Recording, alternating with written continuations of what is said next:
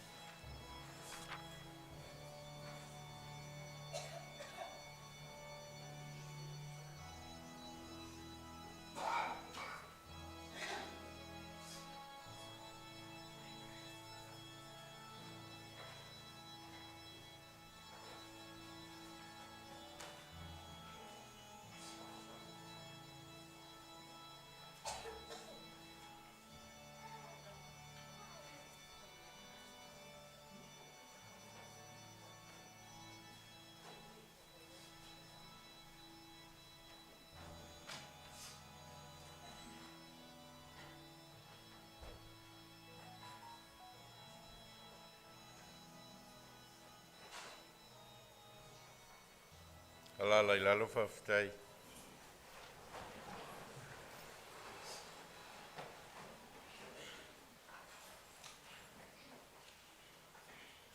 Au nei toi tu maleola. O le whatua tua mai ia te au e ui lava ina oti. A e ola lava ia. O tangata ola uma o e whatua tua mai ia te au. E le oti lava e o I le whawavau. Sofa Yesu Keriso le au le kalesia o te mo ai whatalo whatua I le pa ia malmamalu a fia mai.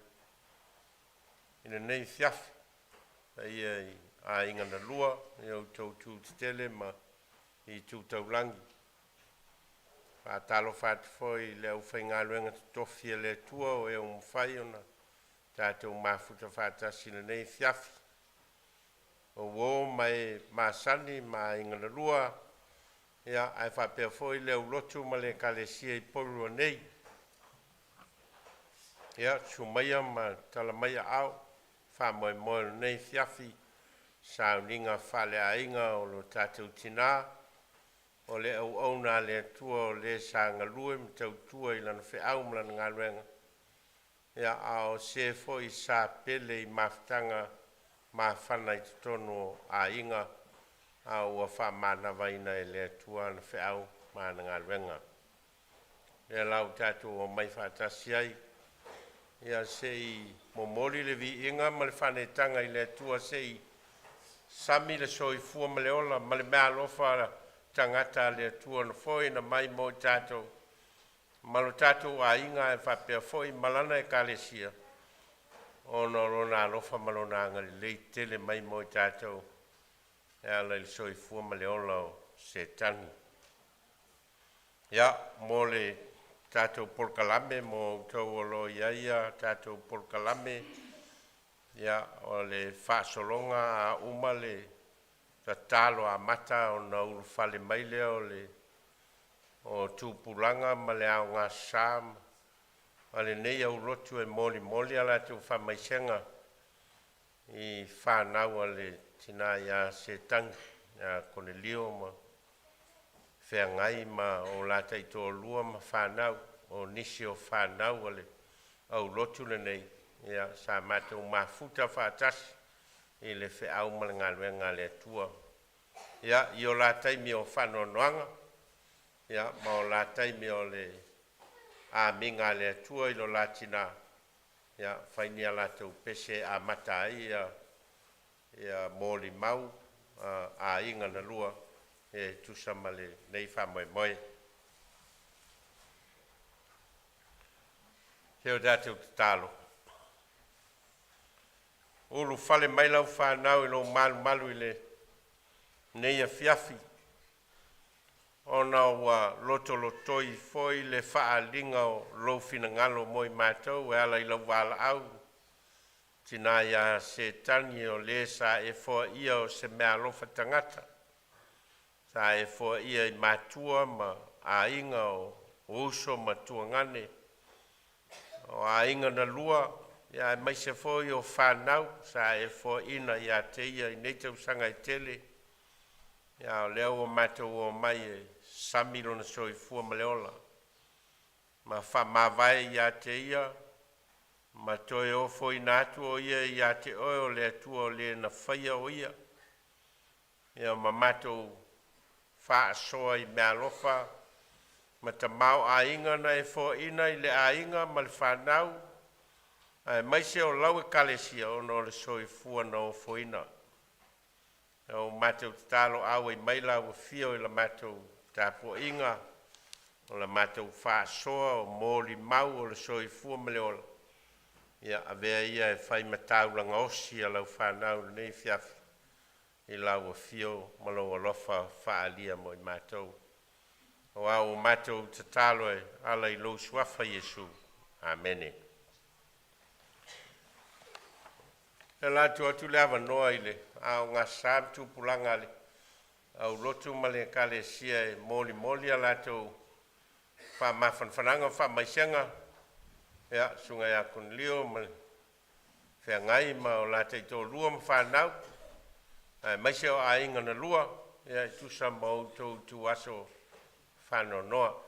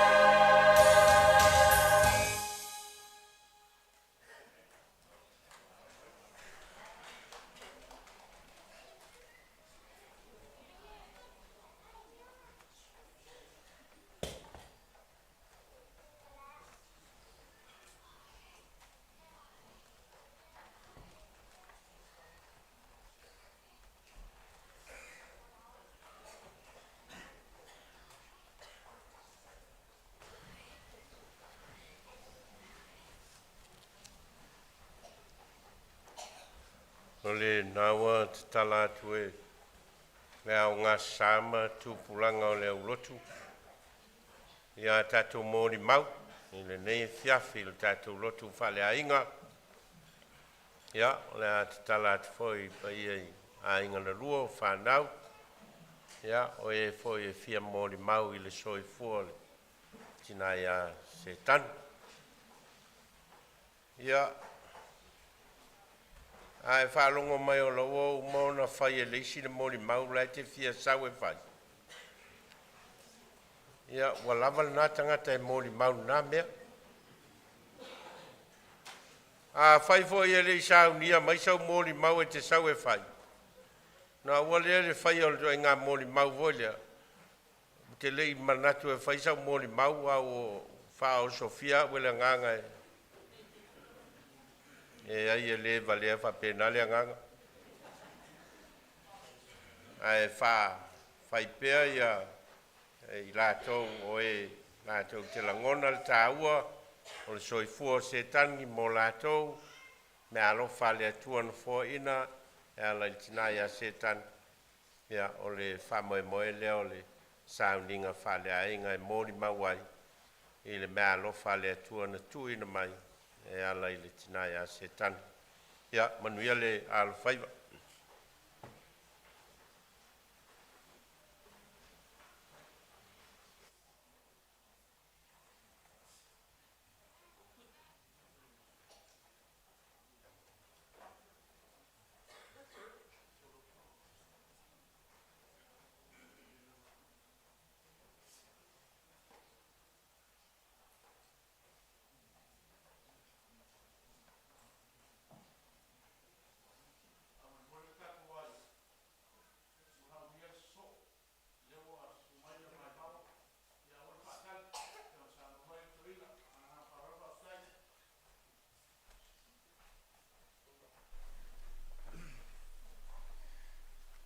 Te talo fatu ile tu mai falo alo ora le before so le sumu Toeai o le Vailaau e o foi o so seu e va tu vole fa talo fatu le pai o le kalesi o tu lang tau falupe ia mese le balu silasi o nei balu na o sina moli mobu pu lava o lo ngo vai vau ia feta o tausongo ma tina ma Setani e watuai la sau ele matou mafutanga ma e faisi ma mole ma vama Setani o lau o sua fala Setani no matou a inga talo matou o la fatasi me salo fato Toeai en o Toeai ala o le ngo te fai ngo lava ia le matou mafutanga o Toeai o le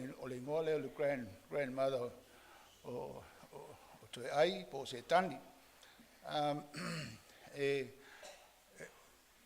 tolu ia tamaita e te punga mui ai matou o lo tinai matua a le tua o Setani e pitala i tito le tolu lea o ele ai e failasi le bela tala le full fitus full valuta sanga le mavama o Setani le matou le mava ele umila se matou se mafutanga ma Setani but ila umai tau e tangata le Setani pe o se tangata foi le su ma fa longo atu e tala le matou ai su la Setani foi le status o me pui ai o lango o le vai ngol matou ainga status foi le va o tupulanga e pe fa pe ile o langa fa le tino i me lui tau o cousin ma fa pe na foi tu ngane ma ona tu ngane ma mausa foi pe tai fa pe na lo langa Setani stanga ta foi le lui tau e fi ma malamba po le ase me o me foi le e pui eno no langa foi le fa ta tole langa le vao a me si tonu lu a me si foi tonu ainga wa o te motino la e ia te mi e foi ese sai ya to ngale to fine o le uso ma hasin tu langa pena o le tangata la leo te pe lu i foi le langa i ona winga e tu langa pena e sa ili ai lona le status o le Sound Union o le tangata lava i te tau ele ngata fo tolo mātou ai tanga tolo fo le mātou nu very very competitive ele ranga o le tangata nei o Toeai ina ua o le vaitaimi tau sanga muli ana ma whero i ma Toeai ina ma o se mea o te manatu ai pēa i Toeai na o sau ma le pese le aonga na le aonga le fitu mau no wao i nai leo le pese i le mātou o whai pese o le pese le a ma whelo ai so se taimia ma te whelo ai no ma tō mai nei nusila she always reminds me o le pese le fia tele ma o le pese fo i o le pese lotu fo, o le pese numero 5, o le tātou te pese e whakasa, o se pese lava lezu, e na te manatua e le pese no saus, o ia e la vele le vaenga le o loto, ai lava velo o mātua le vaenga le o le i, o le soprano, o le mea pele tele le o loto, ia tau, ia le pese le numero 5, ia le na o te, ina nei umina wafo isa umbafutalanga, ia o se pese le o te fia uswina, mole foi le ekalesia ma le tato pot putonga to mana to mai le tune le it's quite a simple tune le la tatu ia ona tato usu fa te si le fai nai foi upse lua o se pese pe o te awa lo fai i le va ma si o tu finde ia Toeai Setani ma le fa lalo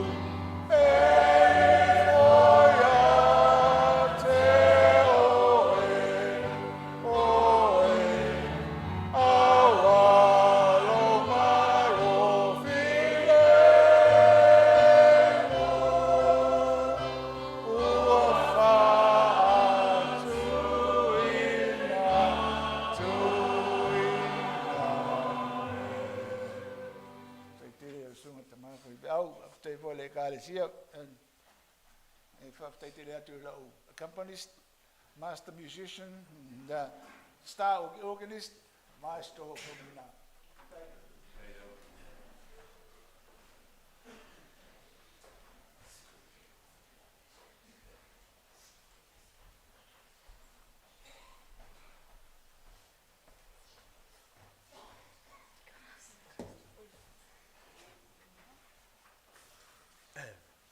Hello. Talofa lava, kia ora. My name is Neil. This is Neva, Sasha, Brooklyn. We're the eldest grandchildren of late Aono and Setani Feaunati. My dad is late new Feaunati, and my mum is Jordan Lois Vailaau.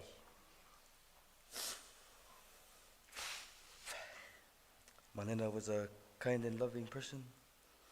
She always worried about her grandchildren, especially me.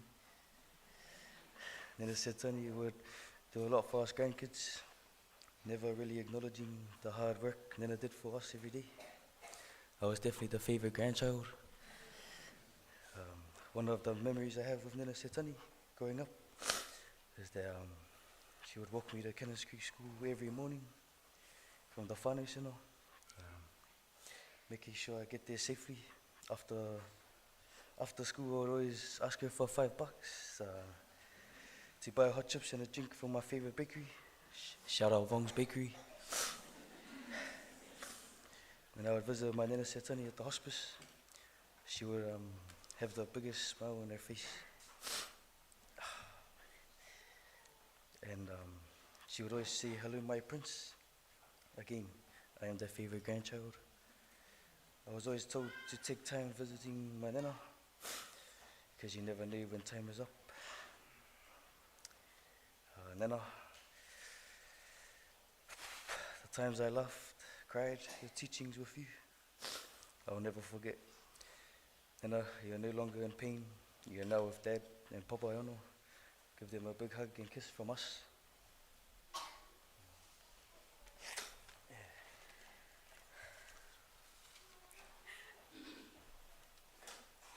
We remember our Nana and the special moments we shared with her, a few of which were: when Nana was working at the whānau centre during the school holidays, we went with her to the swimming pools. When we got there, we weren't allowed to swim because Nana couldn't swim herself. So we watched as everyone enjoyed themselves. That's Nana putting us first, in this case, our safety. Whenever we went camping, Nana would always wander off and we'd lose her for hours on end. We wouldn't know where she was or what she did, but she always found her way back to us, and it was something we laugh about whenever we went camping. Now it reminds me of her free spirit. Every White Sunday, Nana was always making sure we were prepared and encouraged us. When we travelled to Samoa, she took us to the villages, sharing stories of her childhood and teaching us about her upbringing. These moments may seem simple, but they meant everything. They shared her love, her care, and the pride she had in all of us. We will carry these memories with us always. Gentle, soft nature that showed in her quiet ways, she cared for us always.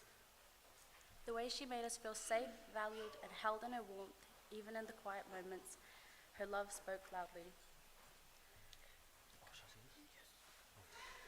Thank you to everyone that has come to help and support our family at this time, to the Minister Nove and our family, for Whetai Tele Lava. We love you, Nana. Manuia le malawa.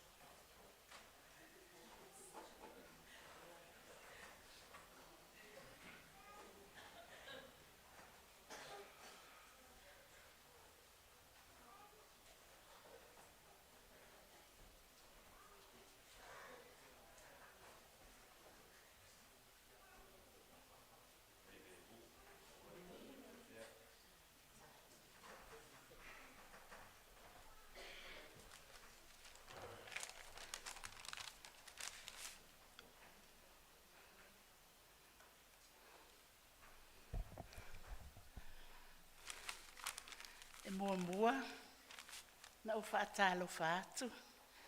Sunga whaawhiangainga. Le au whaalpenga. Alau au wā. Sunga ia Nove Vailaau.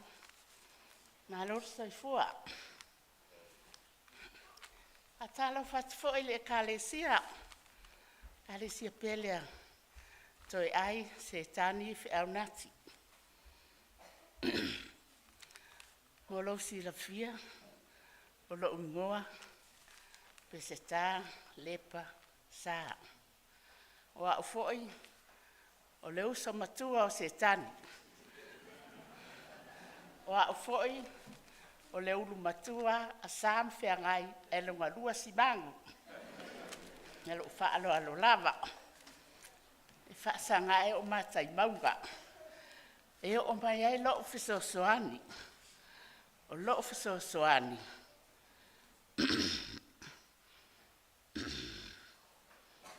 Mai le atu. Whaamalulua. Le au tau mwhai atu. E whai sa o mori mau. Ia Setani. O le tupe e lua o nei tu. Wha mua halu lua tu foi. Pe a whai e se upu e sala. Pe wha le longo maalie. Tau wha fonga. Pe tasi iwa fituono. O le tau sanga lea. Na oulo ai. Tangata e suafa i ato e ai. O ina foi. Na amata mai ai la mama aftanga. Salu fata. Mai sa mua. Se maftanga manaia. Se maftanga mafanafana. Se maftanga fia o se ainga fia. Na iona matua. O sa mafia ngai. O ni matua tamali. O ni matua halolofa. O ni matua loto maulalo. O ni matua foi. E siri le halolofa i lau matua. I lo Setani montua ngani. O leo langa o tangata leo Setani. I la uwa aia i salu fata ma la mafuta i ai. E leo se tangata foi le ai. Fealwa i solo. Leo se tangata foi le ai. E nofo aia i lo la tau fali. Tasi lava le ainga o te vaia le Setani. O lunga le ainga le malele lo mtue ngo ea malele. Te alo e lantama ingo ea sina. Pai mila lea wapānau le mātama matua. Setani sa vaia. Setani mea umba le mātama iti matua. Ai mawhai ngā luenga. Ngā luenga. Lei fo se se salo fata fa bo inseta. Pa wale ola nga wo. Pa wa meno no fai e fali. Ma maftanga la pe ya lo uso. O te faia Setani e pe lo uso e to lua uso. O uso sa va iuma. Ale mama maftanga me Setani so se mea. Fai to tongi Setani a se mea ia mana awai. Tau le valava fa mea fa pena. Sa fai la tale in mata o ainga. Ma pei o lo uso moni le fainga o le nei teini. Awa foi. E iai si o na uso, ai lai titi. Iai lo na uso fai e lai titi. E latu le ainga. So a onga. Lai le a onga. O mea fai la Setani. E iai ale taimere le, iai le mata o maftanga. Iai le taimere, e o lo ntua ngā le la loifo Setani. Toi no fo ma le teini salu fata. O le teini o le maenga la lea. E le popole a ie Setani. Ai ta Setani o fasi. Tu sala o le aso muli o le aso Setani nei. O le aso lea. Te mana va mai. Fa per tala lo matua. Se ala tuia mai lo uso nale. Mai fale o le ainga ngat o fai o lea. O lo makua fo ia le tono lea sa fai mai le sunga fa fea ngai. O lona tina ia fionga kampodu o le fale lea e Setani lo mtu a fionga. To fa finge o tau e ade. Se ala tu ia mai lo uso na. A o le fa uni fa ma vaenga Setani. E sa le aso so o ai ni sila. Fa tu o le fa me okup. Se o fai kulinga malonga ma. Ai sea, ngo fa Setani ma pomu le ku fa ko do le long ku ngangele. Le la lo foi a fa kwa. E whalea fo ngā whina wa ua leo whaala wā fo i au mahale malpisa. E whapenga o ngā winga. Pisa fo e hamaisi. Ai le mawhailanga panga piwai mai a kia. Mawailo se kangi o kenya o lei a eva. E whiu lolo lawe me kwa. Kenya lei a eva po le ale e mo i whio le wila. Ngā kai ale apo apa lei a i a ifi. I roi. E mako mai le nge le valu sfulu. A wa ingenga se kangi. Na o mai e lesi o ngā kasen lea ia. Sunga e atupa ai malong whetua e a whala wa e kauso. Ko ngangi mar po whingi o la ko makua. Mai le mako ngufo ai. Ai le ia fo ai le whaianga se aingo Setani. Peka iange. Ko e mai si mangu le valu sfulu le a kon mako kon masinga. Mako koe fo ilo Samoa. Alu mea la kupu. Ma kon mako sanga Samoa. Ma fiki simangu malosi simangu. Ula i ka koe fo ilo. Ele la vaa fai le whakua inga whaamole mole. O whai aku le loo makua whaamole mole ngufo i ka maiki. Mai si loo makua ma ai lau whaanga. Whai ka lia ma ua ma whai le kakoai. Waku la ma ngat whiwhinge fo i le. E sau mai whea. Ele e vai ako le whai whea ruko inga malo makua. E ngufo ngofo i ofu. Le ai. Whaamole mole mai le so kua ngangi. Ngā renga makoe o mai ngiksila. Le varu koru lea. Ia, nako mai loa mako ngofo i le. E kua ngangi o si uka maa. E kua whinga o kua ngangi si uki ngai. I Man Kevin. Au whai loa la leo le aingo Setani. Hoa kuno msa lea mai kako wo kako ngofo whai le se la wha ngau. Ele i e maunga mai. Whakule ai. La le kako ngofo. Ia, peila le mea nganga mako ngofo mai ai loa. I whale ale ia ngei.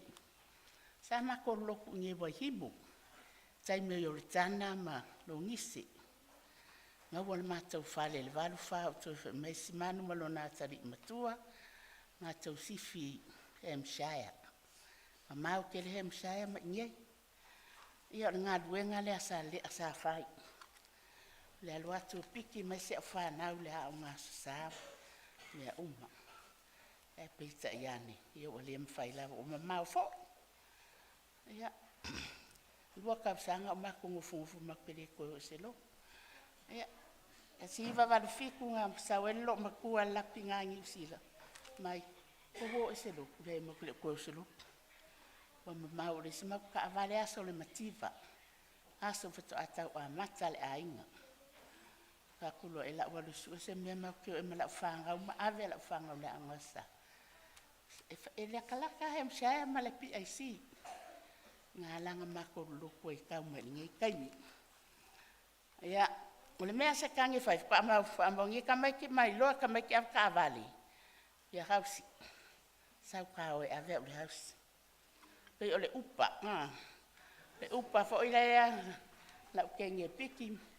Ma momori piki ma momori. O lo elesi as. Ma mai lo. Mai la ukenge e la le mafu la ufelengi fo i ai. E la hausi o ke sola mai a karfi kua kiringi ko a umar kiringi re. I le iwa ka lari fiko sola mai le house. E pera la lo makua le mara ko inga le mauke. Ma mai le mara ke ngir po le mara ke. Whaka i ka i fuai, mai ka i lau kala ia oi. O ia nga e sau la vangi usila. Ha le ki lingi la vala umea ka whai e le aia ma se singa rue. Ia o sa vari ale, le sa kala i whai i ai.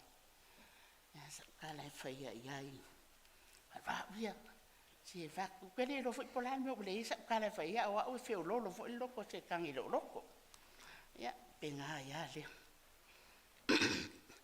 Kau sanga sa is ai ongo sa mua. Pe kau sanga le nga amaka me nga mai kengi. Sa longa anti le odusi malonga uso sala o le hausi. O ma ku le ambulance lu mole o le fali. O solo sala o anga whenga i le wha. Lo sala mai sunga. Le kengi rai ave le ambulance whakora la whea e ku ai pe aro i pe ngai. Ia, whakuro i au kai au mea mako au lo. Man make unga whasa. E se umalaka, mauro ia. La kuloe le ai simango waru simango make unga whasa o kenki la kupi. Suola masa ulifi maolo mala kengi lea. Whakasawa ave whanamai makulanga whiangai le ia whanamai wale sa mo ai ongo. Whasawa ave o kuri whiangai ale whaisa malo longa. Kai mele e lai ko kongo le ICU Setani. Ule mangko inga pura aka usanga le kongo le ICU. Umalong ta konga. Umarka konga. Ya, mama moe ai loi o. Whiangai ongi eko sa esa kaya le la moe I ya mam.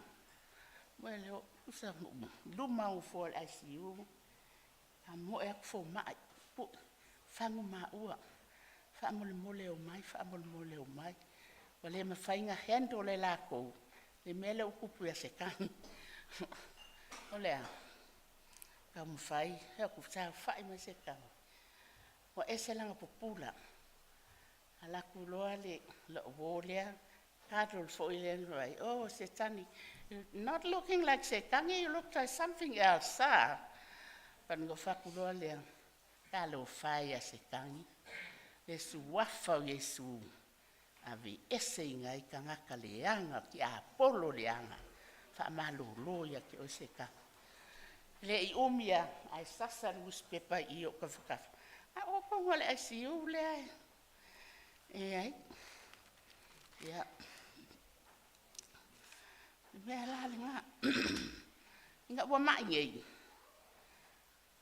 la kwa simangu ya Nangwari ai wa ma'yan mai kaila. Sala la appointment kai falmai. La wai lunga bela lima. Te umala appointment pau ya. Aolo lunga. Kalo fai. Me ba ya ko fo mai. Sianga kama o konge dio la sa fa ya inga of konge dio la so dia. Sila pula ele o se kangi de sa umasanga ele o se kang foi de sa vaia. Ese un folinga. Ese langa pula. Wa oi. Ya fa mo fa malo longa le li. Ma mai lo fale fa kule li le video uso. Ile uso kenyo mai, no mai. Ngala ing saule li le kiki le desidu vaia so karuai. Ile mai solen ke ngai.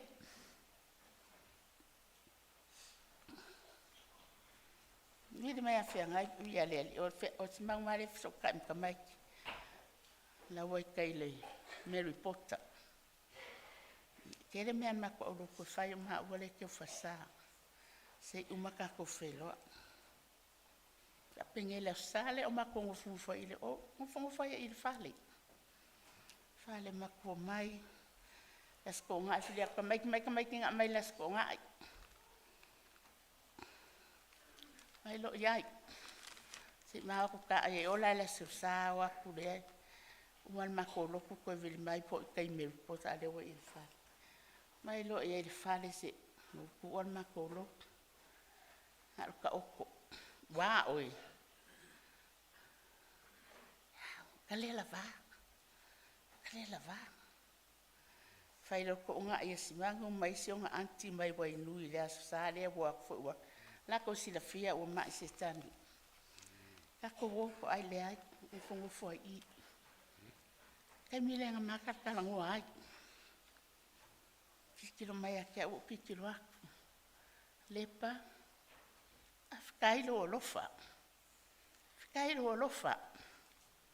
o ke loa sa e fai o pe lo uso ta ele fai o se kuranga fa fini o lo ko lu fai o lo uso o malie ako koa ila ngar wenga fa kangi awa ke fa penga fa mo le li fa malo lo nga le li ese yo mai fa makala mai le o me manga wai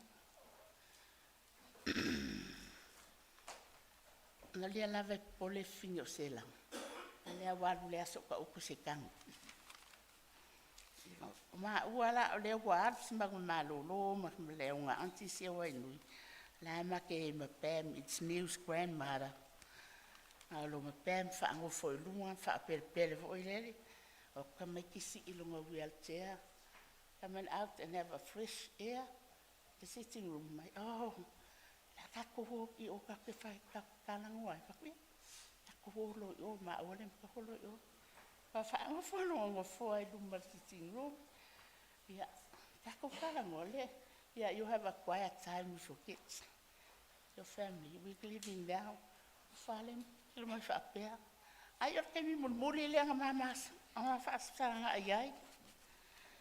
I'm a fast sang a yai. Well, Kayole, okay, I leave. I will have Julio. Auntie, Mom's gone. The malo lofo. The malo lofo, yeah. I'm living a mic. Setani, yeah. Umafaya. Wahangi mea seaya la whangau kako whawhenga iai. Ka mangalo. Mangalo. Kalo sia. Ia maua sa ungu whanga mau. Te mea kako ke o uma iai. Ia, ka umala mun mau. Whawhikai mo lea langoa, whawhikai tamaha. Manguia lea fiafi.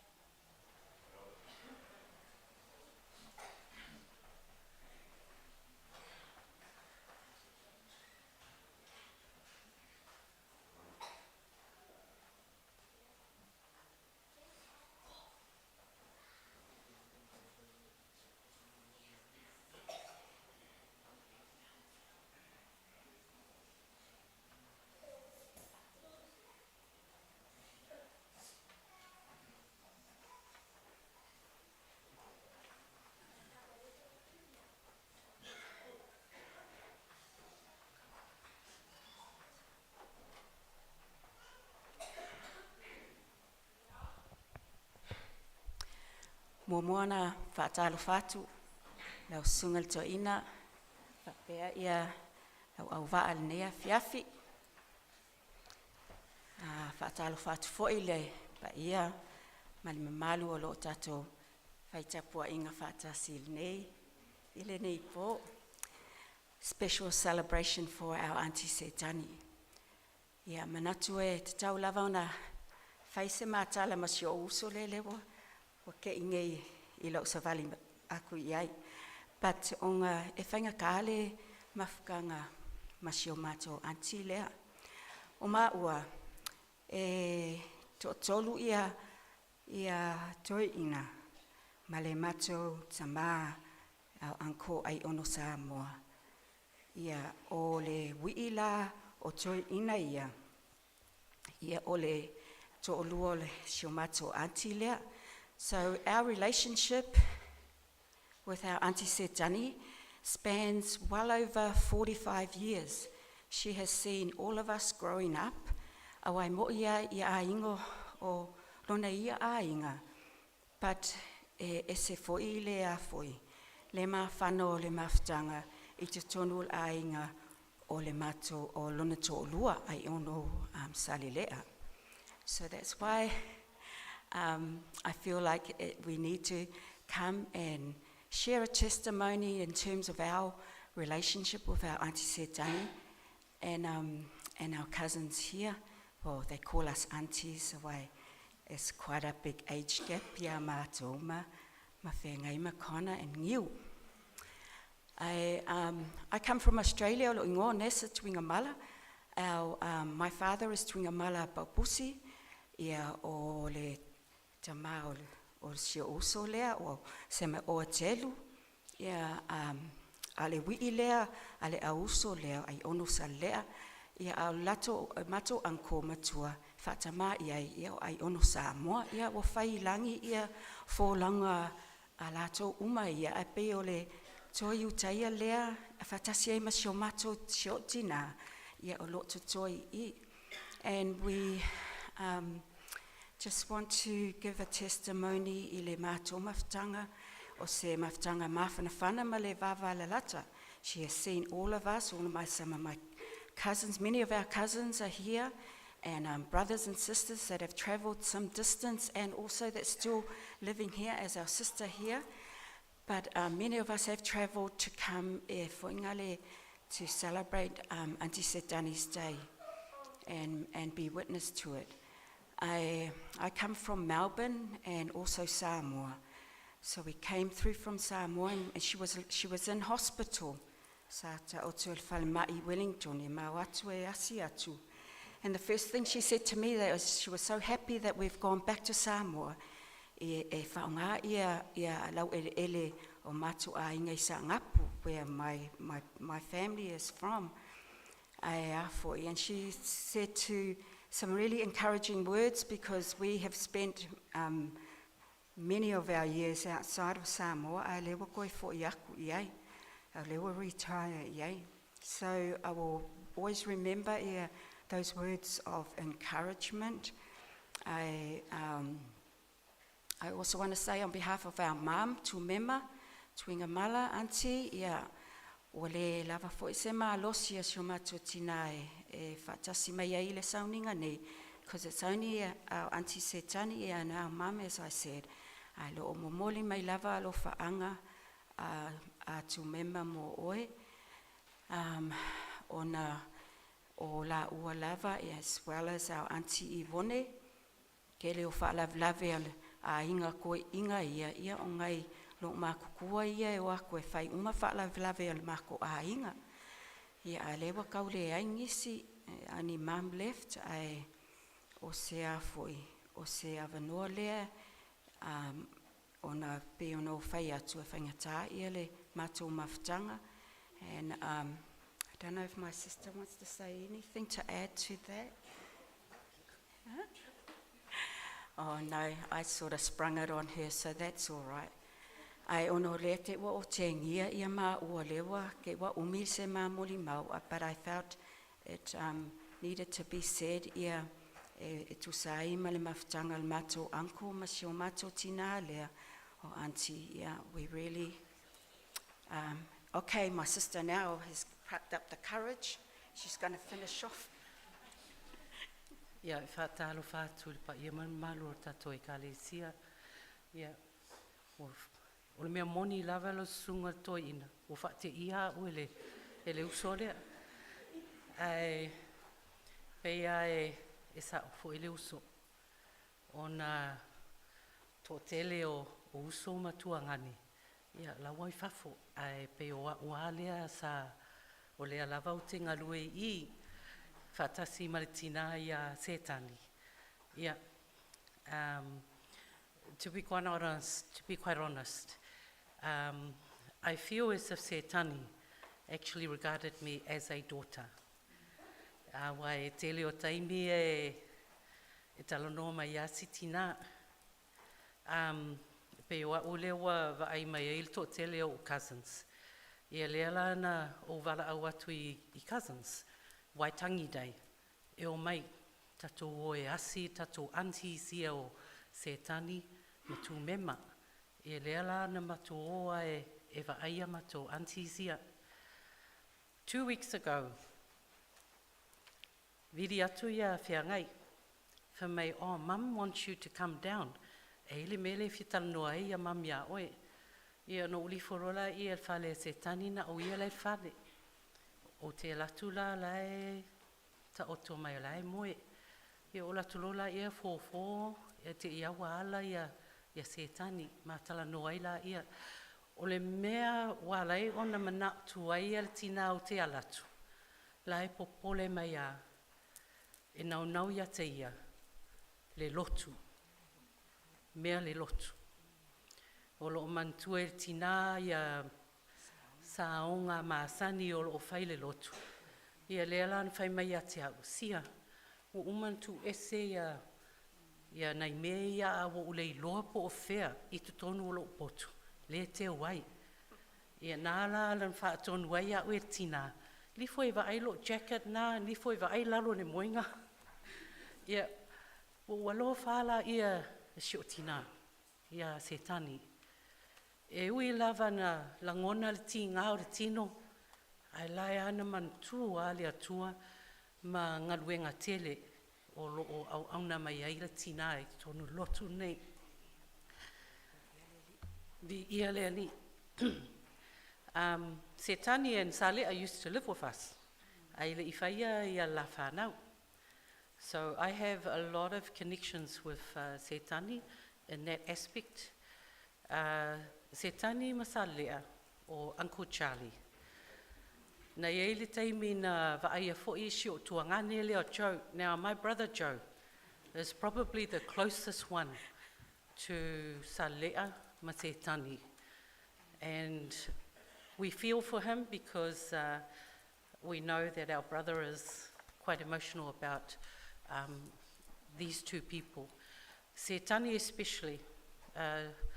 Joe hasn't been the good of. He's a bit of a colourful person, our brother Joe, but Setani never judged Joe.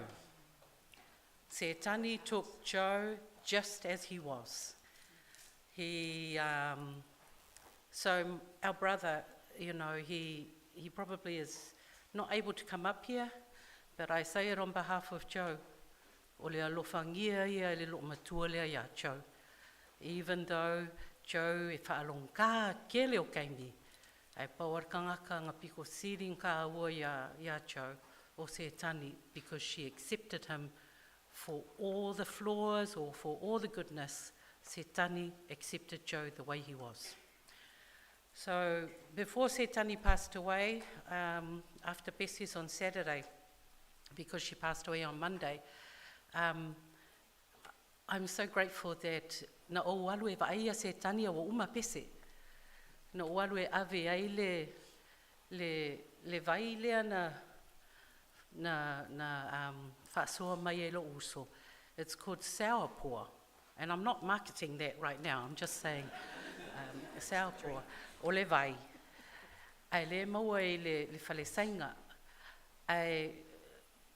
I didn't realise o le vai lea is actually sasalapa. Le vai na mana o aia Setani e tofu iai. So I took this vai to Setani on a Saturday, and e ui lava e le I tausami ai le tina. She took the other drink, which was a sugarcane drink. I'm happy that I got to see Setani Saturday prior to her passing away on Monday, and I'm happy that I took the drink that she said ngā manga o iai. Even though e le I tofu ai lo matua, ai mea siliu na whaatau nuku le mea na whai mai a te au te alo e au mai. So, wa umi lau tautalanga. Ai whaftai lava Setani, Auntie Setani, malunuia lava no malanga. We love you very much, and whaftaia mole. Thank you. Yeah, giving me whaftai lava.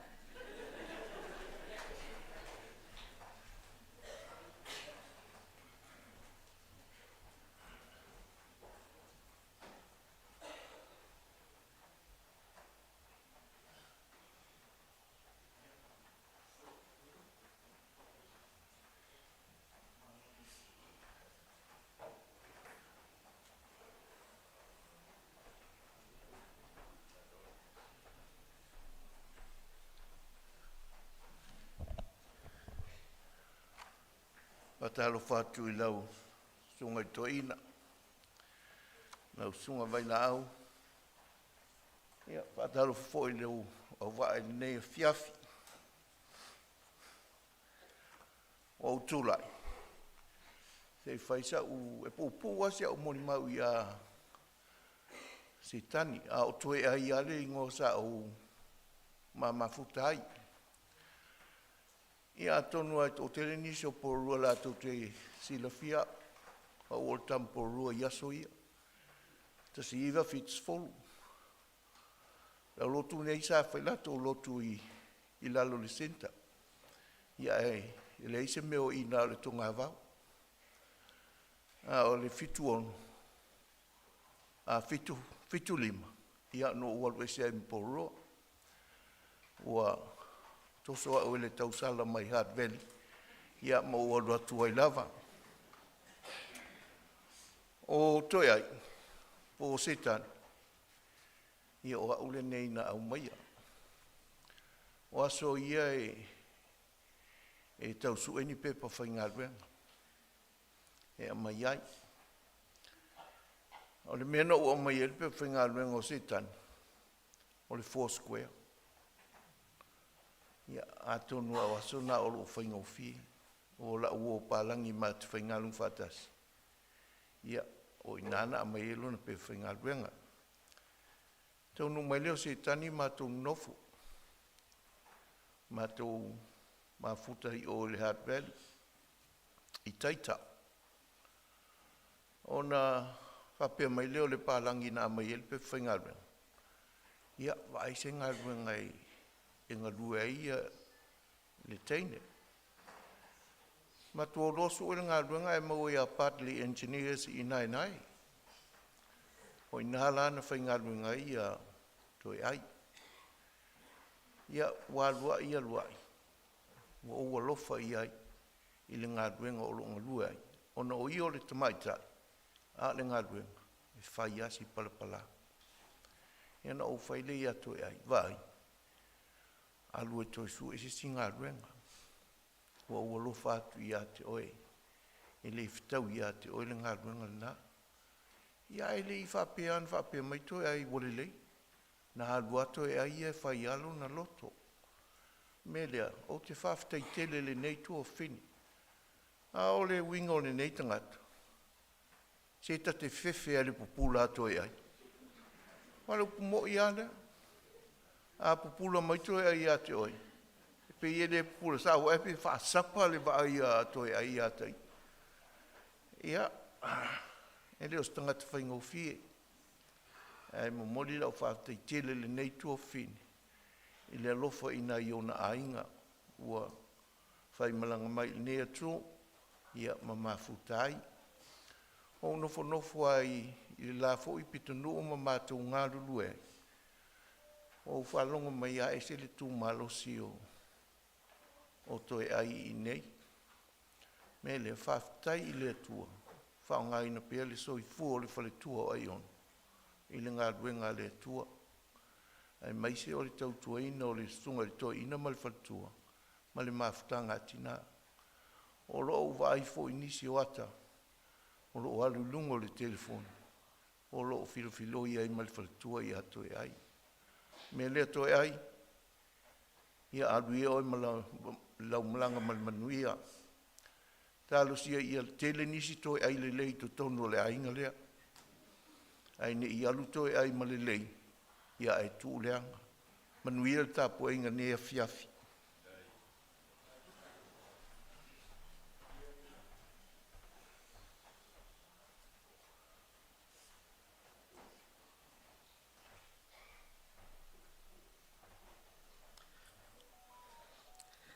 Ia tūlai lava malenganga whāloalo.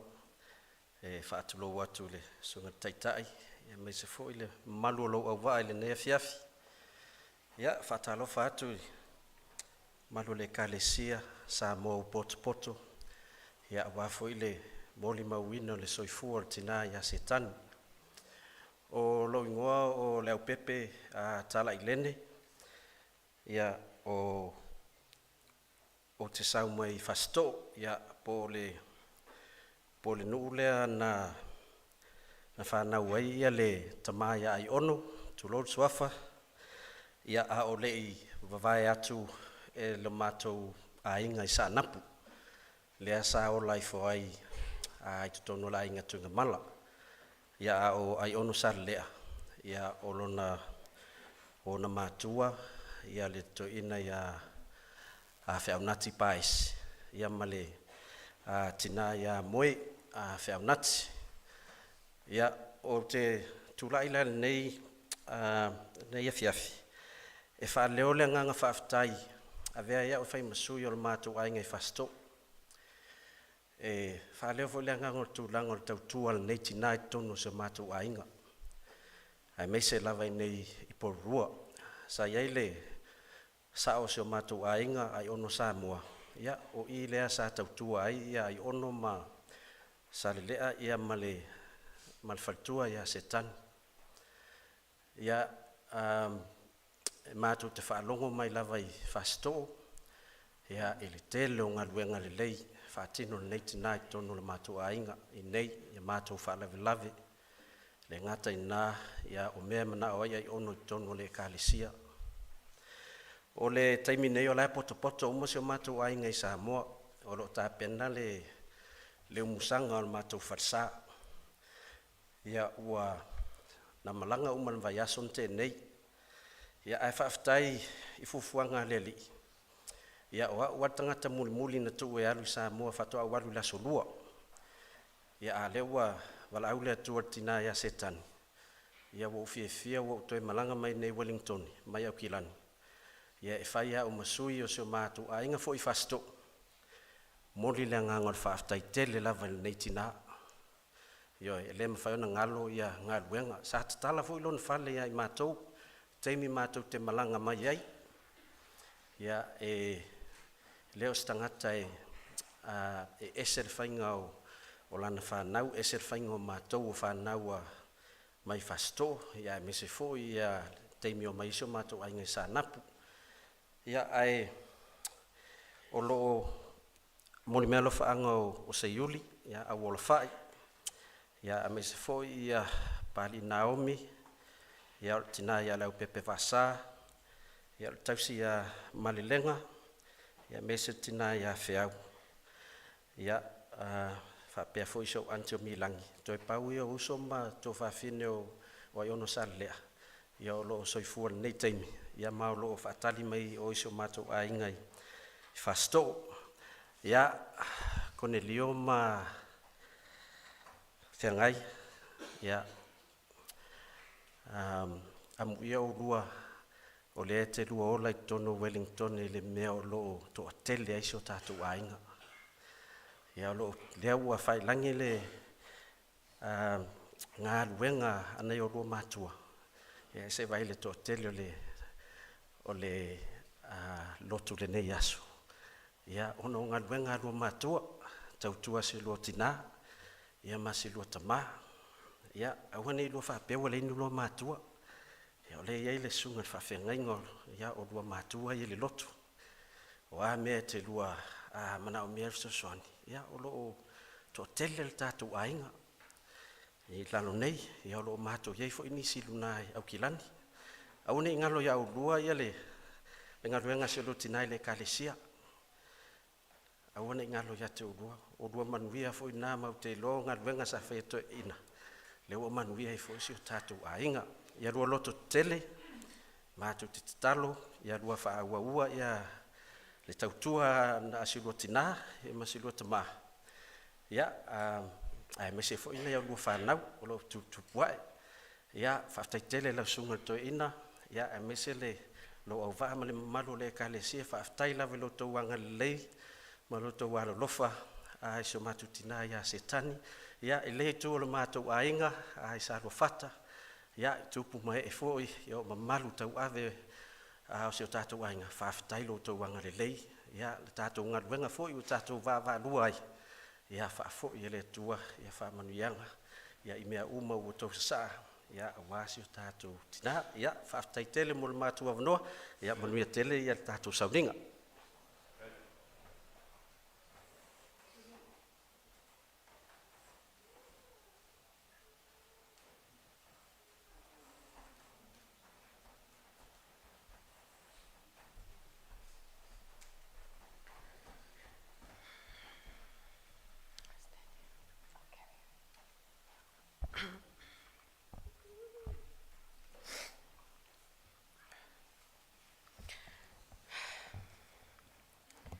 Ia, tulauna le pa ea sauninga nei aso.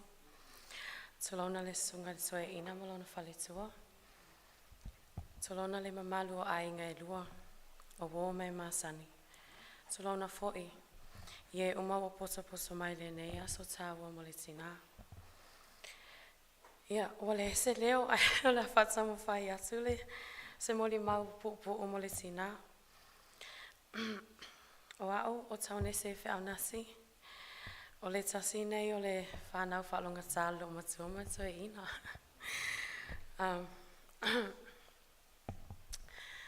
Yeah, Mum.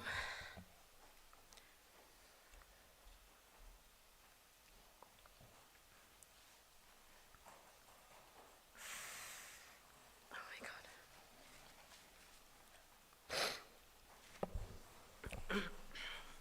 Yeah, whamangalo mai pe a iei ni taimi na mātau le au si ai. Mea sa tau o na mātau whaia.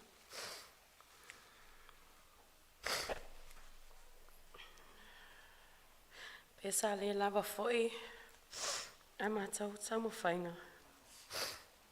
Whamangalo mai pe a iei ni mea na mātau whaia pe le whaia foi na whanau noa helo loto.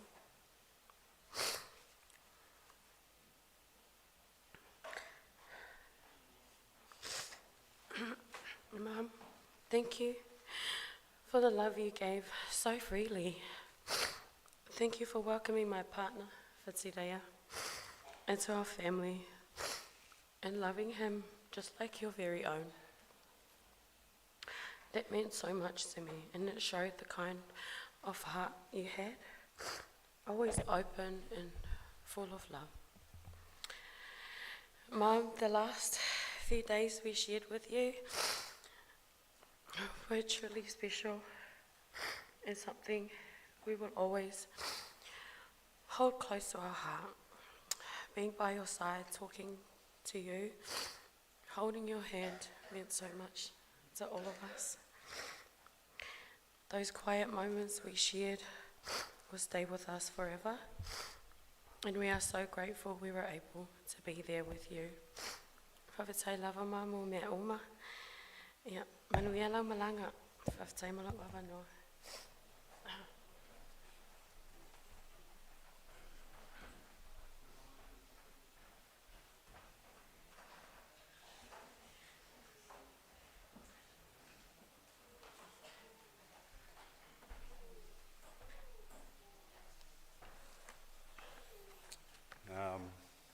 Mua no whāturo atu sofa. Whaia malu le tua. Nove and church family. It's been a while since I've been in here. Bear with me. I was given this card by Mum's brother, the baby. He just finished clubbing, so he asked me if I could read this on behalf of his brother that can't be here. Mum's second oldest brother. Is that right, Mickey? You should be up here. So yeah, my darling sister, I don't know how to say goodbye. This hurts more than I can put into words. I wish I said more. I hope you know how much you meant. No perfect words, just love and sorrow. You mattered, you always will. I'll see you when I see you. With love, Gael and Shira. I love it.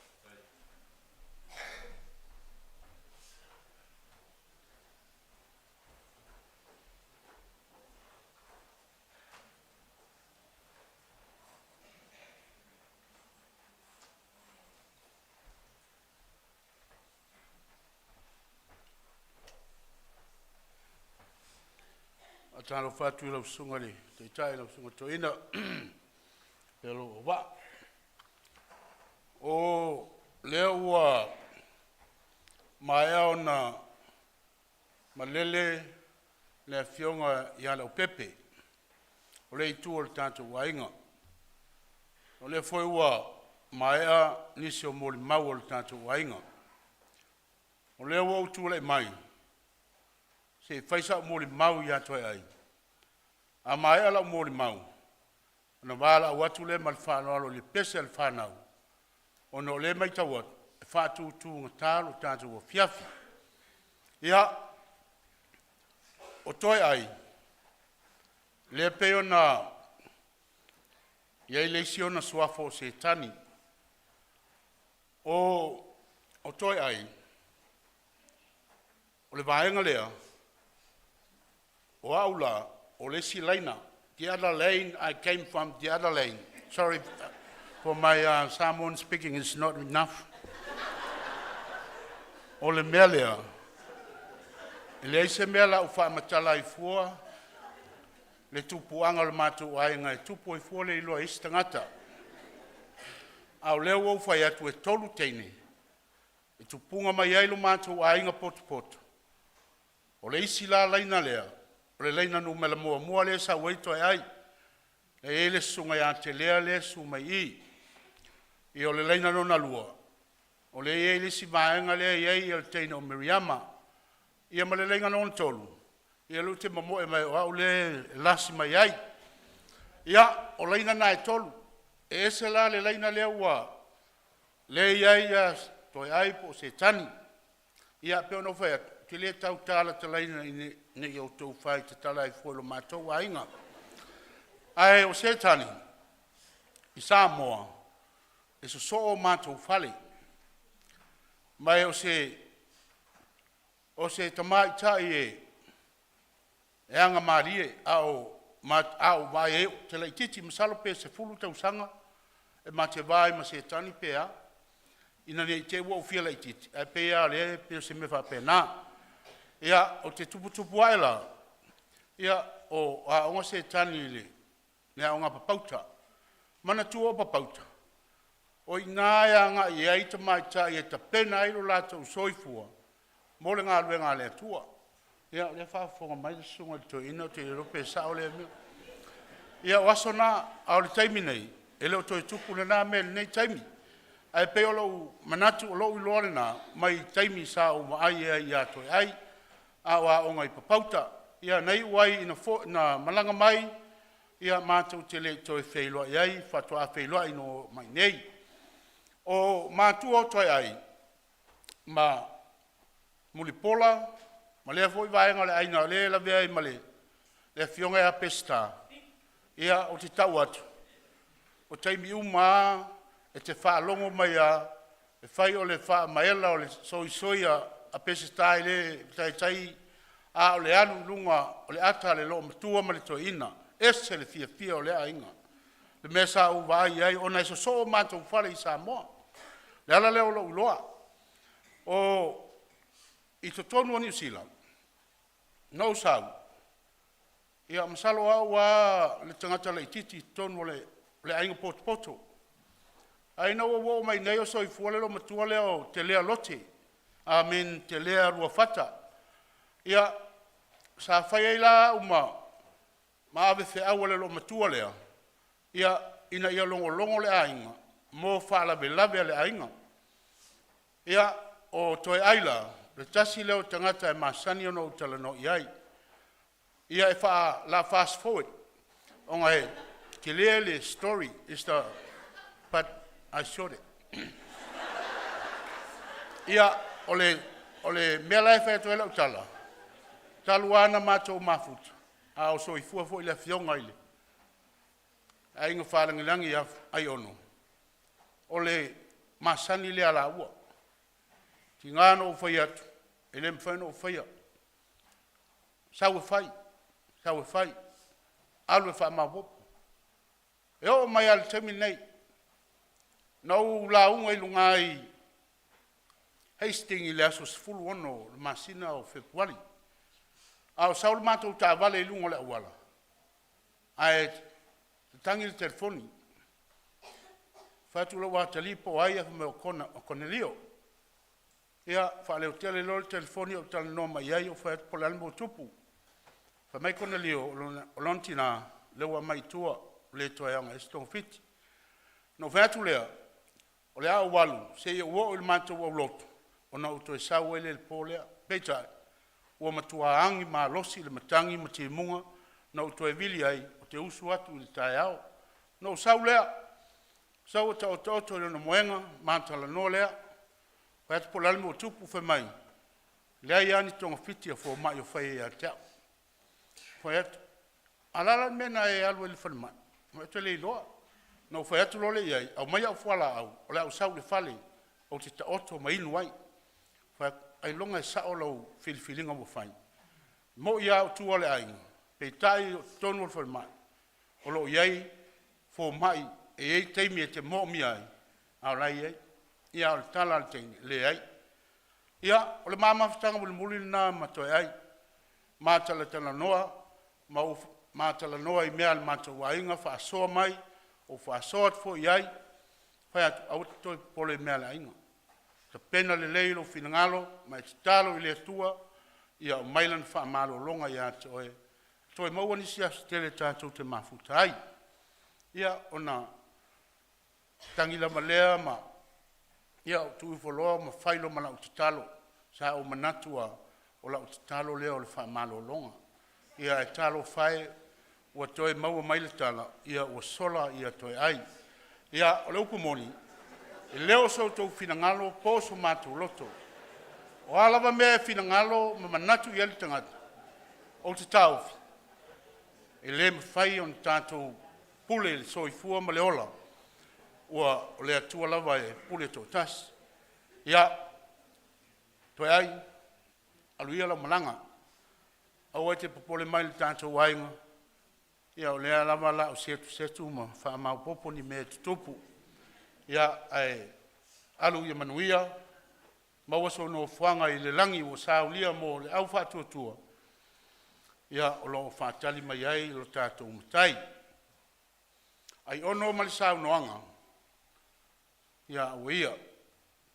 Mo moli atu fo ila mātou nganga whāwhitai. Te tauwhi. Ia lawa ua mātou mautinoa. Ia le tu lafo ina lava ia Toeai ele nai tu o le tāinga ina ua motusia le mafutanga ma le fionga ia ai ono.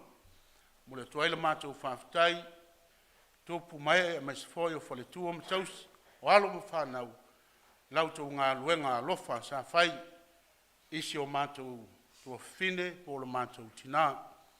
O le tatalo lava ma le loto maulano. A whai wa iai se whaale tonu o se o mātou tina i te tonu o le nai tu o le tāinga. Nā o le atua na te sila fia me uma, ia whamangalo. Aluia o ia mani whaale tonu, ai tātou no nofo e a tia e lo tātou wainga. Ma whamoi moi le atua. Whawhitai tele le fionga le au pepe mo le whautuanga o tuina i le whanau o mātou langona fo ina i a te olua, ina leo ma whiangai. Ia o lau mōli maulea, e tele lo fia mana o translate to whaapalangi. Ia e langa la umeli taimi. Ia o te Vailaau atu, i le tātou au fai pese, ia e susu mai loa mo le tātou pese.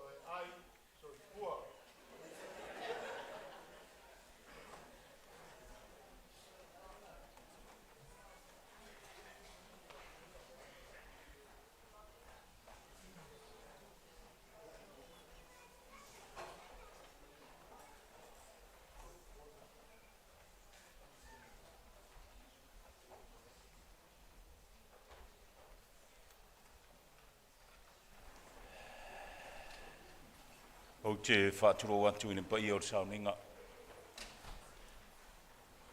Wha malulu fo ili tamato ina. Nene i sopo vale le, sopo le manuale le Feaunati. I o leo tau alunga ia moni mau le nei aso. Ia taua i lo o whalongolongo le saunoanga le tātou sungai le whawhiangainga. Taua i o ni le lei, o ni mata ngofie, o ni mea taua, na whai e Setani mono wola.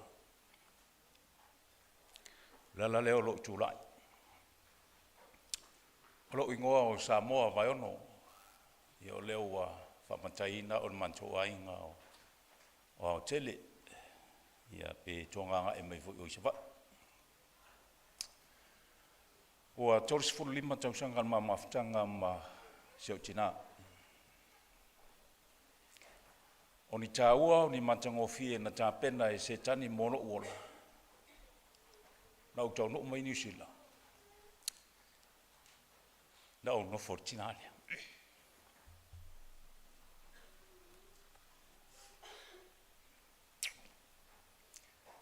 Tau mo whainga lo uolanga. Lana tua lalo i antea. O le lotu i manuia le olanga. Ele ngalo. Na alu alu sua ngole matele ua whai tōlua. Ono au sifi lo le iau kilani. Aele motusi aile matou mawhtanga. Alu alu le whainga malanga o tuta le waka o si utama. A mia e le tua ia ai ono sa lea. Ai wholau a Setani. Ele vai aso ele i maliu. Au sa wai whaalai fo il manto ainga. O te saula o watu le whale o lai ta oto. Na o sera man tamai tila ni whale. O lai moe, tu lau. O watu a waso ni moenga tu lau wa wopo. O te ial whai mai. Moa. Wai sau.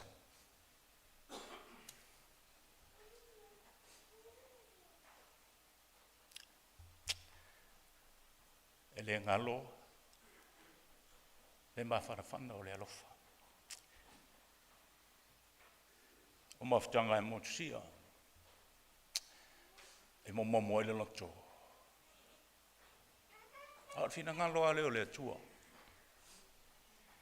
So i fua mola. Au umana tuk mata manga i le antua. Le so i fua. Masu tanto wola. Ele whaingofie. Le anu o le tina. Au se awa iake riso. E maa ameo. Sa oile upu al whanau. Alantu pese. God is good. Au noa tātou maleli. Tātou te le mawhai o na te tali ti ngā leo ti. Ele ngalo tae o iantua. Sa uia tina i nā malanga. Ina ua umare olo si ua tali my grandson last year. Whai lona moni mau ni swaifi au na whai mai. It's not a goodbye. I just want to say, we'll see you later. Rau tala fo le whailo tina. Because kako ki o mo le ala letas. Setani, it's not a goodbye. I'll see you later. I'll lea wanoan tāua. Mo moli ai le ngang whaaftei tele lau sungo le toina. Pa i o le kalesia. E manatu ai lo loto. E le whaia na i o usola i ti leo na wha leo le ngang whaaftai. E vea lo whaatau waa e whai masui o kone leo. Whia ngai, maniu. Mātou te whapea Toeai. Whaftai tele ia tō rua mātua whale nganga o sio mātou tina. Lo tō wanga le lei. Le tō mawhutanga ma Setani. Whaftai tele me uma. Ianga le lei le tua ma tau i atu, tau fui fui. Iana whamanu ianga. E tusa mono o tō alofa tula. Ai taia fo i le vai a whei, ma momoli mano i puenga. I whale tono sio mātou tina. I aluia o ia malana malanga mani whale tono. Ai e fōtua i malama, tātou tau tuli peiloma. E bei o la le apostolo. Le ala tanu o tā pena mō tātou. Manuia lau malanga Setani, o see you later. Whaftai mo le amano.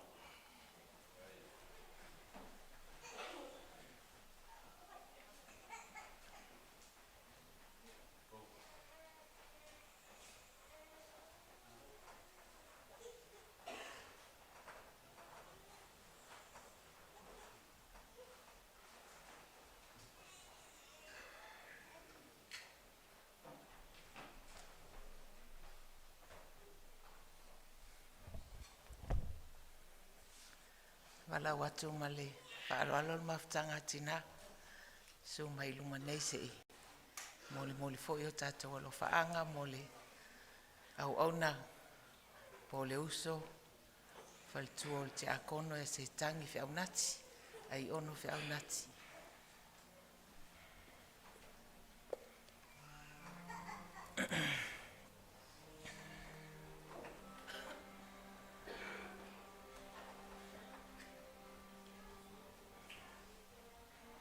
O le mea alofa, o le maa mātangofie lea i le ua ua iai.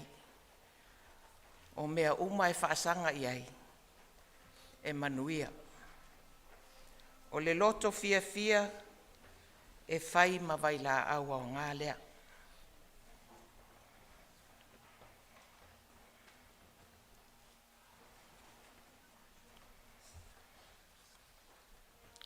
Mātou te whawhetai i le atua. Sumai.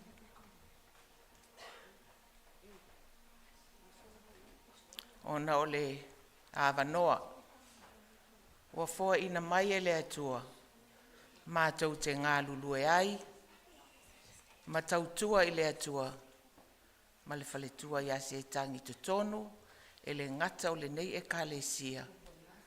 O le mawhutanga pele a tina e fia iai ia le tina ia se tangi. O se tangi, o se tina e whinau i mele lei. A iei se matonga tā upo e whaatala noa ina, a e whaafatu ulu le mawhauwhau se tangi. E le mawhai o na nofo se tangi. E manao ia malama, ai se ae whai ei le mea lea a o whea e whai iai. A o ina malama. Ia o folau fo ilo mātou sa i manu. O se tangata i tō anga tele le mātou mawhitanga. Tele taimi e vea i se tangi mataitai, launga, tatalo, upo whaamalo si au tono le mātou mawhitanga i lea māsina, ma lea māsina e ta pena ai a mātou whai ngā lotu. O se tangi, o se tinae, si i alo na lima i taimi e alu ai tā whaonga ma malanga al nei mawhitanga.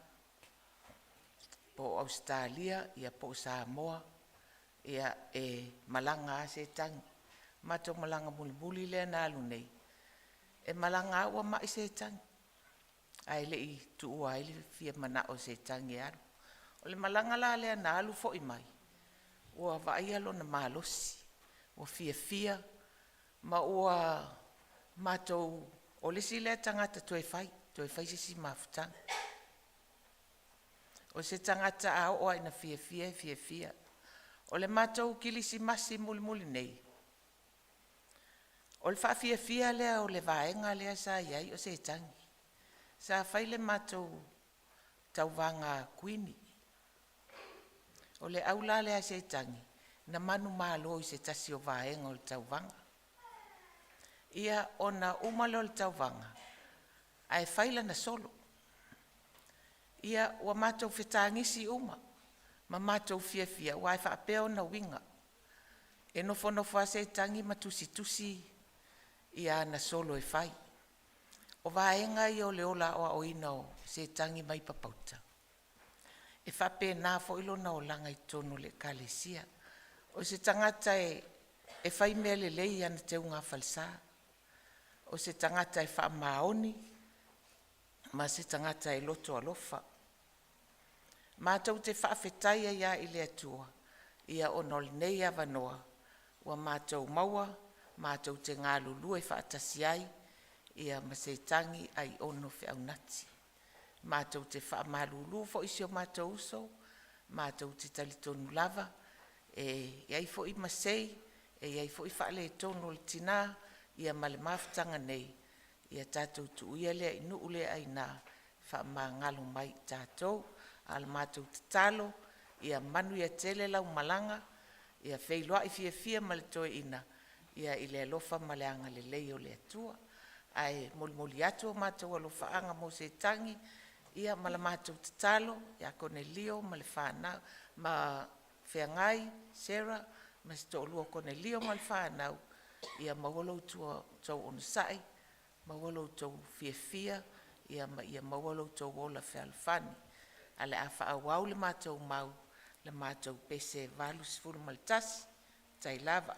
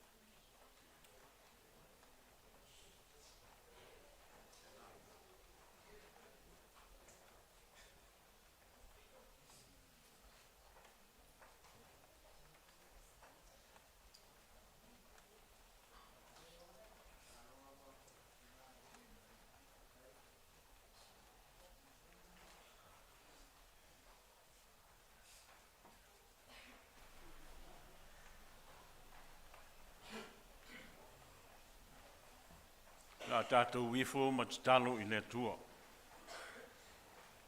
Le tua ma manae lo mātou te mā. O e lava o le te mā o le whaavavau, ma le li o le file mu. O le te mā, o le na whaia le langi, ma le langi ma mea umalava o iei. Mātou poto le neitu la fiasi, peo na e si la fia lo mātou te mā. E ui lava ina whawhia ngai I mātou malau wala au pa ia. Se tasi o tina, o se tua whawhine, I le nei e kālesia. Mātou te talo lo mātou te mā. Mātou whaatasinga ma ainga ngalua, a meise o wō mai o māsana. Mātou te vivii, ma whaafetai ailo wanga le lei ma loa lofa. Le ngate li tina a o le whanau, o ainga ngalua ma I mātou uma. Le ua mātou whaalongolongo, I moli mau, whaatatau le soifua o se o mātou tina. O se tina fia, se tina whaamaoni. A o se lui tau fo I lea mo I mātou o loo whaawa wina pea le ola. Iona winga mātango fie ma le tau sa fia, mai se fo I o whanau ma ainga nganua. Mātou tau mawhai a puti puti, ma o I pea, I mātou ma mātou whanau, mo le anga I luma. Mātou whaaftai I tā leni, o nā ngā waa, sa whaonga ina, sa tau te tonu a inga, mai se fo I o te tonu o lau e kālesia. I lona soifua tau tua, le soifua au auna.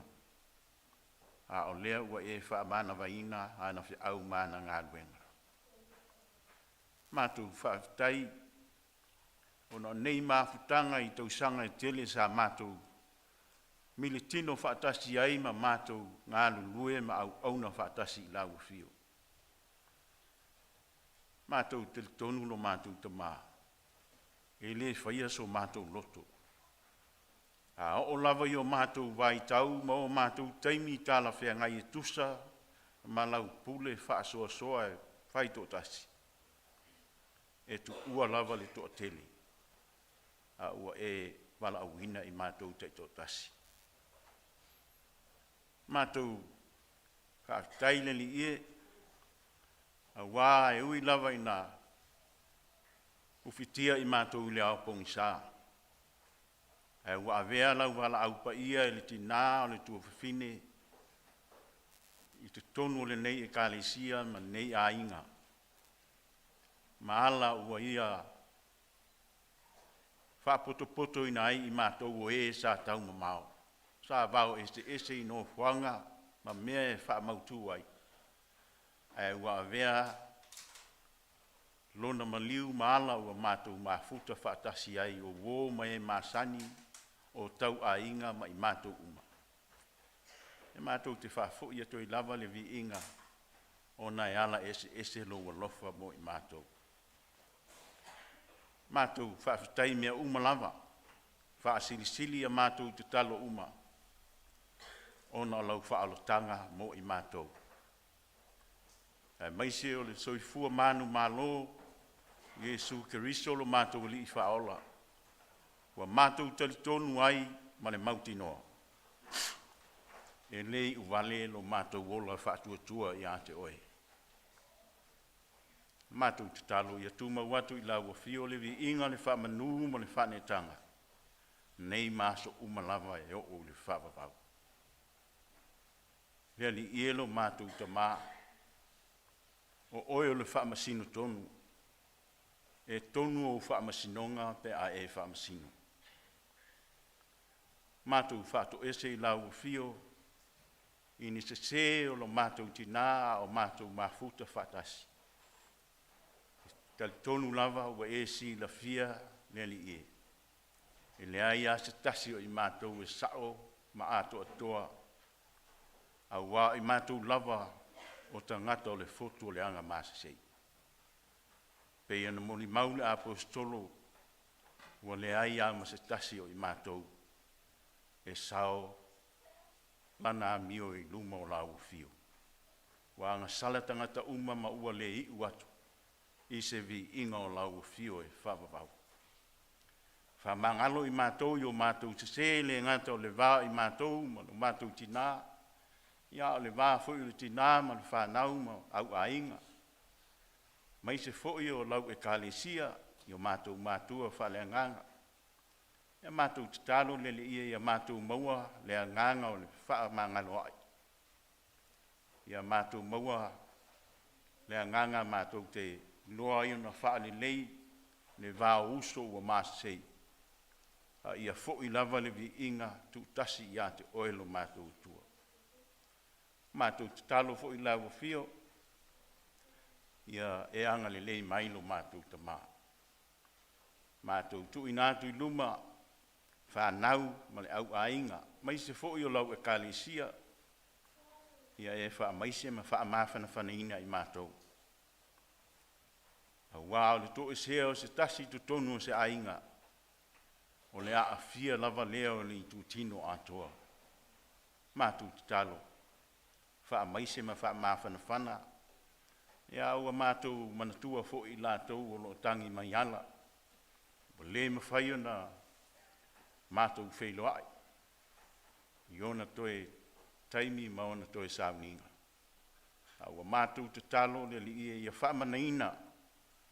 Le nganga o lau fio loto nuti momoia o I lātou. O le mawhaio na mātou whaatasi le nei fo I tu la. Mātou te talo le li ia tūmau mailo nganga mo I mātou uma. Ia mātou maua pēa au whaamanianga I le tino. Ia silio na mātou maua au whaamanianga whale nganga. Mātou te maua I pēa le loto tele. Ma e awa oina mai pēa I mātou. I le ai ase tasio I mātou e ola pēa e whaavavau. Au wala lava lea e te amia te ito o tasi ai I mātou. Ia maualo mātou wola whaatua tua ma le taditonu. Wa na o le maliu I Keriso. Mātou te mafuta atu ai lau fio. I lo mālo e whaavavau. Mātou tu inatu I lau fio se teimi o le a mātou whaalongolongo I au fio ngapa ia. Mo se upu whaamawhana whana mo I mātou uma. Ia mātou te talo ia iaile a nganga o lau fio. Whaamanaina I lau fio. Le o le a awala mai eilo fina ngano. Ia maua pe I mātou au whaamanianga whale ngana. Se aso le a mātou whaamawai atua I a te ia. Mātou te talo ia wha lau ana. Ia maua se aso le lei mātou te whaamawai I a te ia. I tae au o mumua. Ai wha peo na mātou wha fo I atua I pēa le vi inga I lau fio. I o nisi o a mātou te talo, ma le ano noa I o a mātou te talo lilo o le mawhaio na mātou wha leo I nātu. Lea li ie no mātou te mā. Ia e wha pēa o na whaia e tusa o lau māsani o le alofa fua. Ia awane I whaia o mātou loto, ia whaia lava lo fina ngā lupa ia. O mātou te talo ia ala tu lava li suafu pa ia o Jesu Keriso lo mātou wali I whaola. Le ua o mai I mātou te talo. Lo mātou te mai o I langi. Ia pa ia lo suafu. Ia o mai lo mālo. Ia whaia lo fina ngānu le lalo langi e peo na whaia li langi. Ia e fua I mai ia te I mātou le aso nei a mātou mea ai te tau male aso. Ia e wha maa ngalo ia te I mātou ia mātou ang sala. E peo I mātou fo I o na mātou wha maa ngalo I nātu. Ie ua anga leanga mai ia te I mātou. Aua fo I te taita ina I mātou wha o songa. Ia e la vea ia I mātou ai le leanga. Awa e ou le mano ma le mana. A toa ma le vi inga e wha vaunau. Amen.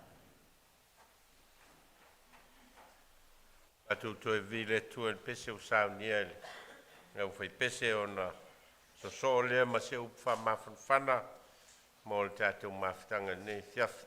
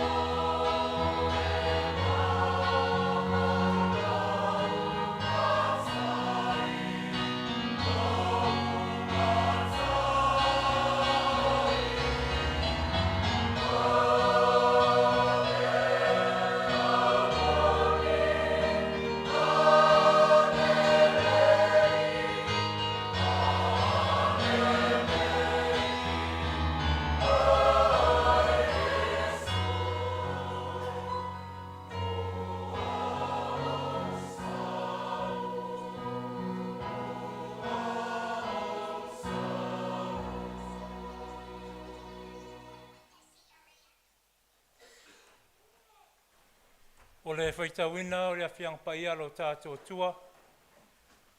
Tu se whiwhilia mai o le nei awhiawhi o mau mai le whaingang fau.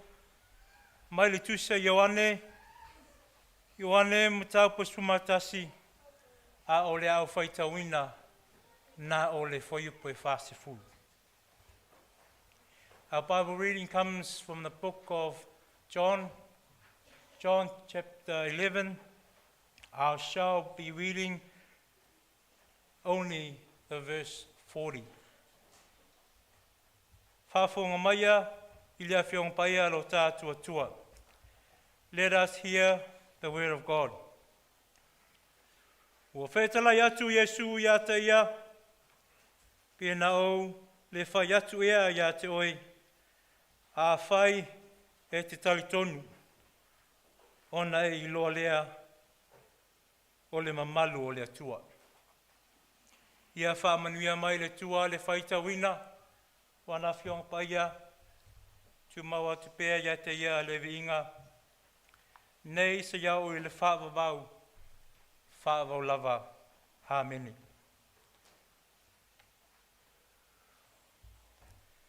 E whātalo whātu le suafa manu mālo, o lo tātou ali o Yesu Keriso. I le paia maulunga ua whātasi mai le nei awhiawhi, ona o le sauninga whaalea inga o le tina. Welcome and thank you, all who are here this evening to celebrate the life of our mother, grandmother, auntie, and our beloved sister. Thank you so much. Wa maua se mawhauwhaunga whaleanganga. Mai le tusia Ioane mataupu e sumatasi a o le whaiupu e se whasefulu o te toi whaitawina. Pēna o le whai atu ea ia te oe, a whai e te taritonu, o na e iloa lea o le mamalu o le atua. Did I not say to you that if you would believe, you would see the glory of God? O le au tū o mawhauwhaunga. Whaatuatua i le mana whai wawenga o le atua. Trust in God's miraculous power. Our reading emphasizes faith in Jesus' power, as he tells Martha that if she believes, she will witness God's glory manifested in the miraculous resurrection of Lazarus. O Maria Mamareta, malo la tuangane o la salo, sano nofo I Petania. O ni wo mamae a Yesu. Maua maafana la lato mafutanga. Wa maiti ngā ina la salo. Maua awina atu e ona tua fine le whiau ia Yesu ina ia a whio mai. I tau nuu le whiau. A o ia Yesu I tala atu o iau itana. O le tala whai mai, nā luana Yesu ina ua mai a le lua o aso. E fōlinga mai e lei popole iai. Mai e taunu atu I Betania, ua maliu la salo, ma ua whāpō talu ona I le tuunga mau. A mawhauwhau I upu na mua I whawheloa iai e Marita ma Maria Yesu. E uina ese taimi ai tutu salava. Le ali ie, ana e inei po wole oti lo tuangani. O langona I masani tangata pia whiangai ma whawhitauli. A meise pia mamawese se tasi o wha moe moe iai e mauai se mapusanga. O lo whailo mai le nei whamatalanga ni fesili tu sao a tonu foi o ni tua inga. A tonu na whaiane Maria ma Marita. Ai sea na e tuai mai ai. Sao manatu e te alofa e lo tuangani. Sao manatu e te alofa ia i mātou. Pea o mai whawhita uli e tu fesili nisi. O whea le li. Ai sea e tu puai nei mea. I tāua le mātau o saunuanga a le ali. A meise na ia matua fola ia Marita. E toi tū mai i lo tuangani. E toi tū mai i lo tuangani. O le taltonu o Marita na ia tali atu ai i oe le ali e. Wa o talitonu lava. O oe le ke wiso, le alo o le atua. O le maliu mai i le laulangi. E le ngata i lea na ia toe whetalai. Wao nei o le toi tū ma le ola. O le whaatua mai a te au. E ui lava e noti a e ola lava ia. O tangata o lauma o e whaatua mai a te au. E le oti lava e o e le whaavavau. Wa au mai a Yesu le wha moe moe. Mo le toi tū i le lumanai. Ma whaali ai le ola e whaavavau. O le loto vai o uso teine. Ona o le alolofa i lo la tuangane. Na mafua ai o na tangi Yesu. Na tutulu le ali. E whailo atu ai lo na tangata atoa. Maua mautino ai e le tau mamao le atua ai o le matua ati ngā ma lofa i le whaavavau o tangata. Asi leona ia mawhitia. Ona o le te ena o le whaolotanga e ui na ia i loa o le a ia manu mā lo li tunga mau ma le oti. Jesus wept, showing his humanity, compassion for human suffering, and sorrow over sin's destruction, revealing a God who deeply sympathizes with grief while ultimately bringing victory over death. O upo le talo a Yesu, e le ngata o lana whaapitai i lona tamai langi, a ina ia whaalia le mana silisili ese o le atua, e ala e li toe whaatuina o la salo o mai leoti. O le pine whaamaulea. Ina ia tali tonu tangata o ia lava o le alo o le atua. O le toi tū o la salo o mai leoti. O le whaalinga lava lea. O le pule whaiva venga le atua. A meise o lona mana e mawhaia so se mea. O va venga au tū.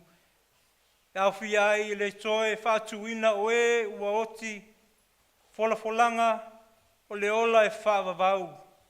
Ma le whaatu i laluina o le fefe i le olanga whaalitino. O le taimi, o le tele o taimi. E folinga mai e lei whaia ina le oti. Tātou te tangi i le tinga, ma fesilia tātou fesiliti ngā, a mese pea maliu se pele ia i tātou. Tu salava be tātou tangi atu, ma le loto ma whatia. Ai tātou te ola ma whātalitali ma le whāmoe moe. Tātou te le fesilingia le atua malona taimi. O le fesilia Marita ma Maria. O tātou ilo ai, o tātou manatu. E le o le finangalo lea o le atua. E pule lava le atua i lona taimi. Pau o lea, ia tātou talitonu ma le whātua tua. E mawhaia mea uma e le mana o Yesu. O sauninga whape nei, E whaali ai langona ese o tangata. E ui e whaano noa. Ai o muli mauola ia. E mana tua ai le soifuanga lue o se ua maliu. Tātou te mana tua ai winga. Maanga masani ale nei tina. Mai le lei foi. E mala mai I mātou e lei mafuta ma le tina. Le paia o ainga na lua, o wo mai masani a maise le ekalesia I porua. O itu aso whape nei, e masani ona taua o itu aso pongisa o le olanga. O itu aso le taunga malie le whaalongo. O itu aso o le loi mata malingi ma le wha vau. E tutupo ai langona. O le mau tonu ma le fefe. Ma e fesilingi ai e nisi le atua malona awai mai.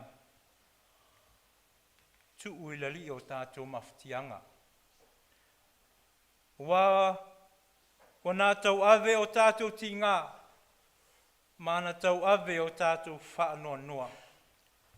Wafi tā mawhaingatā o le ola. Wana o le li e mau ai, le malo longa sili mo tātou anganga. Whātua e le mana whaivavenga o le atua.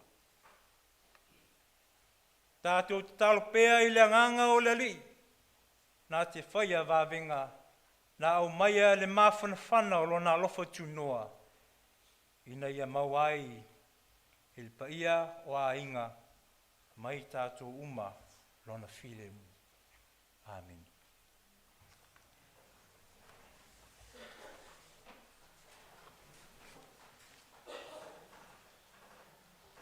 O le tātou tofil nei fiafi o le songa ia talmataki a sini. O le whaiwhi au leo o tofia le kalesia I kete semane a vea ma o lātou whaiwhi au. Ia ma o leo a sauni atu mo le osi ngā whenga inga I le masinu fau. Mo le whawhtai tele whai msui o a ingana lua. Ia a meisfoi o le kalesia. E tusa ma whamafna franga o mātou maua mai. Ia e pe o na sauni ia lau sunga I le whawhenga inga whaolioli. Ia maua pea le mana mai le atua e te itaina ia wā le sauni atu mo le wheau ngā le atua. Ia tātou vi le pese muli leo sauni ia le au whai pese.